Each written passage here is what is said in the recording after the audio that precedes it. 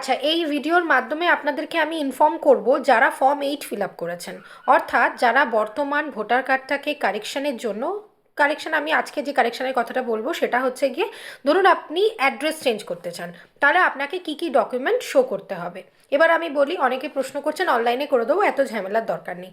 অনলাইনে যারা form fill up করছেন, ফর্ম ফিল আপ করার পর বিএলওর এন্ড থেকে একটা হিয়ারিং হয়, মানে বিএলও আপনাকে ডেকে আপনার যে ডকুমেন্টগুলো নেবে, আমি সেই ডকুমেন্টগুলোর কথা বলছি। আপনি অনলাইন করুন আর অফলাইন করুন, আপনাকে ডকুমেন্ট জমা করতে হবে। কিসের বেসিসে আপনার ভেরিফিকেশন হবে, কিসের বেসিসে আপনার কারেকশন হবে, সেটা তো আপনাকে জমা দিতেই হবে।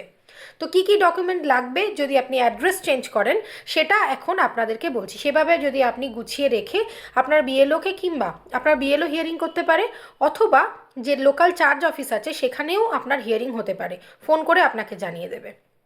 তাহলে আমি এখন আপনাদেরকে বলি কি কি ডকুমেন্ট লাগবে। প্রথম লাগবে আপনার যে বর্তমান ভোটার কার্ডটা আছে সেটা।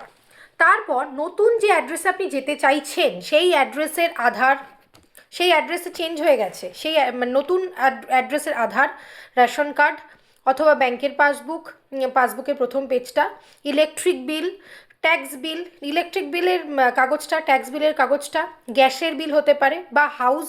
আর তার সাথে লাগবে আপনার যে বাড়ির দলিল আছে, মানে আপনার যে ডিড, সেই ডিডের প্রথম পেজটার জেরক্স আর লাস্টের দুটো পাতার জেরক্স লাগবে। হলো। এরপর যেটা লাগবে সেটা হচ্ছে আপনার যে বাড়িতে আপনি ধরুন নতুন বাড়ি চেঞ্জ করে আপনি গেছেন, তো বাড়ির পাশে কারোর একজনের যদি ভোটার কার্ডের জেরক্স থাকে তাহলে খুব ভালো হয়।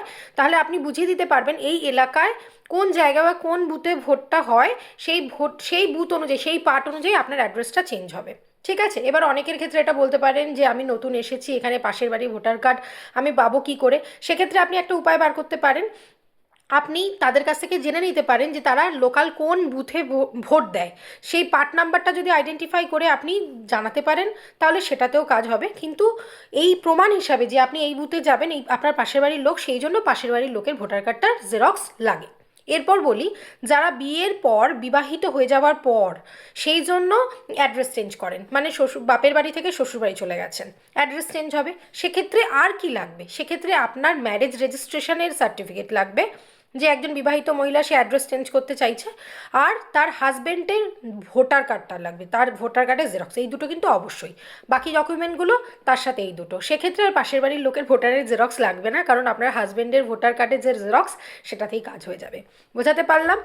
এটার মানে এই যে এই ডকুমেন্টগুলো আপনাকে সাবমিট করতে হবে জেরক্স কপি, তবেই আপনার ভেরিফিকেশন কমপ্লিট হবে এবং আপনার অ্যাড্রেস চেঞ্জ হয়ে নতুন ভোটার কার্ড আপনার কাছে পৌঁছাবে। ধন্যবাদ।